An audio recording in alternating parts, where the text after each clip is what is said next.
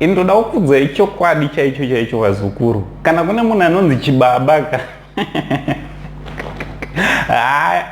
uyu anonzi chigunduru Sauro, Sauro haapedzwe zvekudaro, haapedzwe zvekumhanya. Zviya zvokunyeperana tichiti Sauro ari pamadrugs, Sauro ari kuda rehabilitation ka. Rehabilitation yaSauro regai ndikudzei nhasi chokwadi mangoma. Mukangomupa chiridhimu chete ka, aiwa atova bhoko. Anditi so chiterera muzukuru ka chandauya nacho panapa ka chiri kupisa, chiri fresh, chotori less than 2 hours anditi less than 1 hour 30 minutes. So kana usati wasubscribe to this channel, I kindly ask you muzukuru to please subscribe to this channel inokuinzirai zvinhu zvichipisa anditi.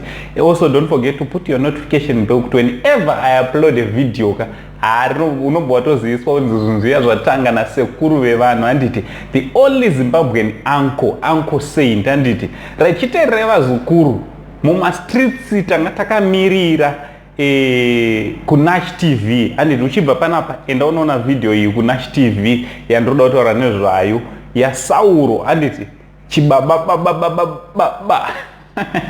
Soja Love anditi abva abuditsawo nziyo yakewo kuNash TV ikoko inonzi vaida kundinyudza. Hanzi vaida kundinyudza vanhu ava vaunoona muzukuru ka vanhu havakufarira vachikuona uchifema. Wanzwa muzukuru?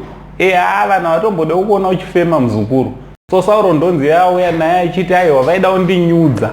Hanzi vaida kundinyudza. So mashoko akawanda unonomaona ikoko, unonomaona pasong. But what I just want to encourage you muzukuru ka, usanyanya kuvimba nevanhu zvakanyanya. Vanhu vakakuunganira ka.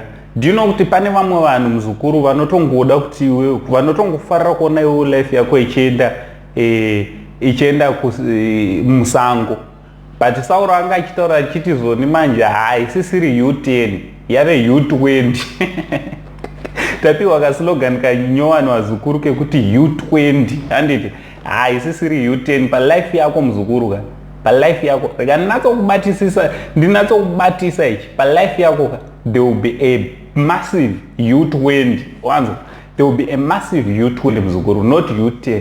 So Sauro ndo zvari kutaura zoni anzi vanhu ava havana kuchena vauri kuona kudai izvi. Vanhu vauri kuona muzukuru havana kuchena.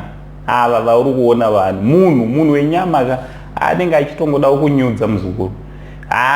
So ndochandangoto chichi fresh rega ndichitore ndiuye nacho panapa, and then imimi mobva maendawo munonzwa munosupporta chibaba chigunduru anditi chigunduru anditi ndangofarira kahuku kaanga ari Sauro. He was very cool, akachena akarwa suti yake anga asingaite zvedzungu zvamunomuziva nazvo achididi.